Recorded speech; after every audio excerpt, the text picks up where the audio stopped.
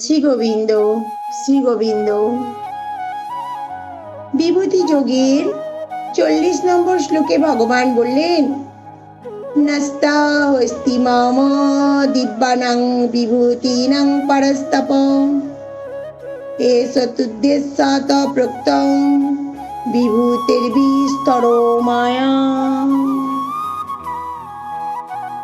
অর্থাৎ, হে পরস্ত,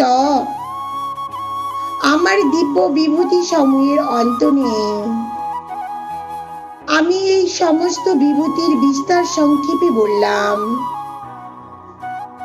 বৈদিক শাস্ত্রে বলা হয়েছে, যদিও ভগবানের বিকৃতি, বিভূতি, শক্তি নানা রকম উপলব্ধি করা যায়, তবেও তার কোনো অষ্ট নেই।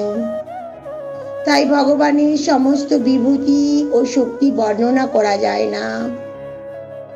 অর্জুনের কৌতূহল নিবারণ করবার জন্য শ্রীকৃষ্ণ তাকে তার অনন্ত বৈভবের কয়েকটি মাত্র উদাহরণ। রাধে রাধে, রাধে রাধে।